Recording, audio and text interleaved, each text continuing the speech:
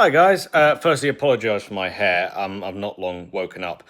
So me and Matt went to go and see Black Phone 2 last night, and yeah, we have some thoughts.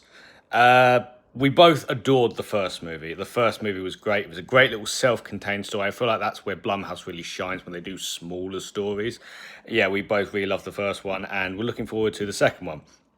Um, where do I start? Mason Thames and Madeline McGraw are great as Finn and Gwen, as they always are. I think Madeline McGraw as Gwen is the standout in this movie. This is definitely more her movie. Finn kind of takes a bit of a backseat. He's still a very prominent part, but this is more Gwen's movie, definitely.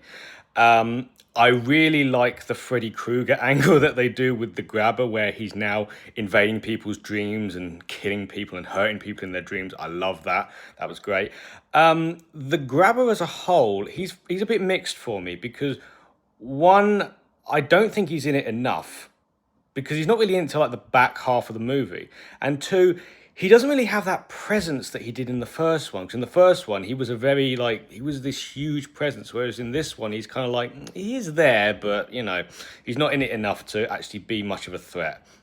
They introduced some side characters who I can't actually remember any of their names, to be honest. I mean, they were just kind of there, really.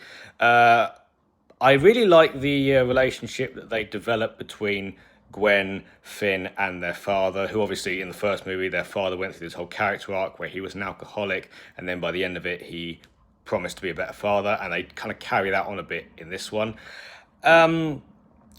My main issue with this movie is I thought the pacing was very, very off. We take a long time to actually get to the point, whereas the first one was just in. Whereas this one, you're kind of like, can we just get to the point, please? And also, I think it borrows a little bit too much from others. I mean, you got the Freddy Krueger angle with the grabber.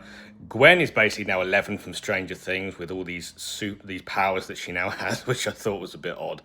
And yeah, at the end of the day, this when you take a short story, turn it into a film, that's great. But when you like do a sequel, it just feels like we don't really have anything else to say here. So yeah, I so it's all right, I suppose. If you like the first one, give it a watch, I suppose. But it's nowhere near as good as the first one. So yeah, I'm gonna say what rating. I'm going to say wait for streaming, guys. Don't rush to go out and see this at the cinema. Just wait for streaming because yeah, it's basically one of the most middle of the road movies that Blumhouse has ever made. It's not terrible. It's not great. It's just very middle.